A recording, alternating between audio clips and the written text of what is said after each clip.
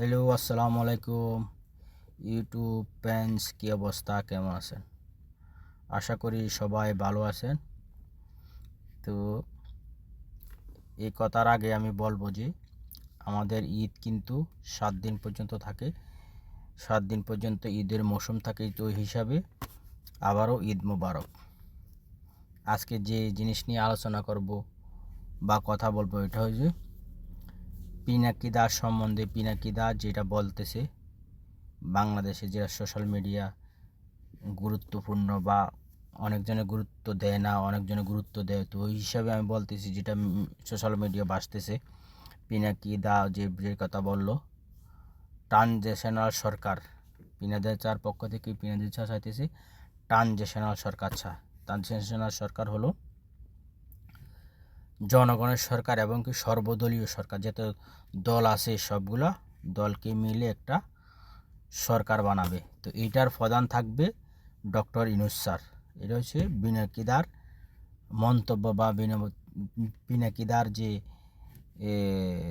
কথা উঠে আসছে, এটা হলো যে এটার প্রধান থাকবে, এই সরকারের প্রধান থাকবে ডক্টর ইউনূস স্যার। আর এটার সহকারী, যেটা আমরা সহকারী বুঝাই, সহকারী বলি, ওইটা সহকারী হিসাবে প্রধান উপদেষ্টার প্রধান উপদেষ্টা হিসাবে থাকতেন বা রাখতে চান, পিনাকিদা রাখতে চান জনাব তারেক রহমানকে। জাতীয়বাদী বা বিএনপির যে চেয়ারম্যান, বর্তমানে যে চেয়ারম্যান আছেন, ভাইস চেয়ারম্যান তারেক রহমানকে পিনাকিদা ডক্টর ইউনূস স্যারের উপপ্রধান উপদেষ্টা হিসাবে রাখতে চাকে পিনাকিদা। এটা পিনাকিদার একটা আলোচনা বা এর যেটা মন্তব্য করছে ওইটাতে বোঝা গেছে। আর এটার কারণ হলো বাংলাদেশে এখন হচ্ছে বৃহত্তর দল হচ্ছে বিএনপি। কারণ বিএনপি যেদিকে মত দিবে, সরকারও এদিকে মত দেওয়ার সম্ভাবনা থাকবে, কারণ দিতে হবে। কারণ যেমন মির্জা ফখরুল ইসলাম বিএনপি মহাসচিব যেমন বলতেছে আন্দোলন করবে, আন্দোলনের জন্য যদি কোনো কিছু উল্টাপাল্টা হয় তাহলে আন্দোলনে নামবে, আন্দোলন করে যা যা করার দরকার সব করবে। তো ওই হিসাবে যদি আন্দোলন নামে যায়, আন্দোলন শুরু হয়ে যায়, তাহলে কিন্তু এই ডক্টর ইউনূস স্যারের সরকার কিন্তু এদিক সেদিকে লড়াছড়ি শুরু হয়ে যাবে। তো লড়াছড়ি শুরু হইলে তো সমস্যা।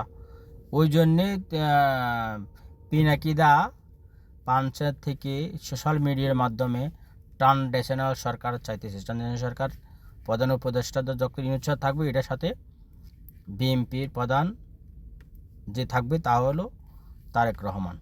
এটা উনি বোঝাতে চাইছেন। আর এটা হইলো যদি এটা না করে তাহলে তো বিএনপি বলবে যে ডিসেম্বরে নির্বাচন দিতে হবে, ডিসেম্বরে নির্বাচন। আর এটা তো প্রথমেই বলে যে ডক্টর ইউনূস স্যার ডিসেম্বরে নির্বাচন হবে, সম্ভাবনা আছে না হয় জুন জুলাইয়ে নির্বাচন হবে, এটা এরকম আওয়াজ দিয়ে রাখছে। তো এটার মাধ্যমে নির্বাচন না হলে তো বিএনপি অবশ্যই নির্বাচনের জন্য আন্দোলন করবেই, স্বাভাবিক, করতেই পারে, একটা রাজনীতি দল আন্দোলন করতেই পারে।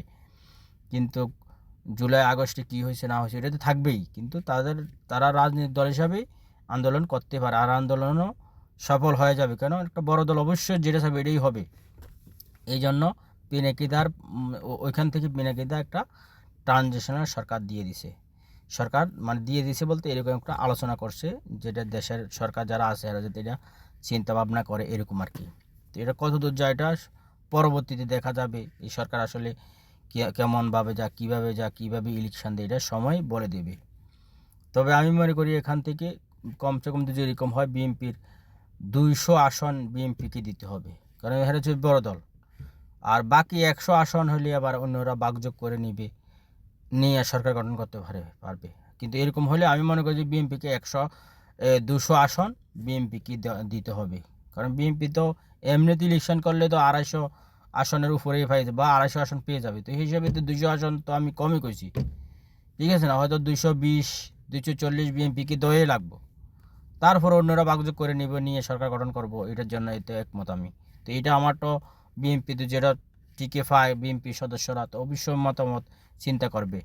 Thank you very much. ভিডিওটা কেমন হলো কমেন্টে জানাবেন। আসসালামু আলাইকুম, আবারও ঈদ মুবারক।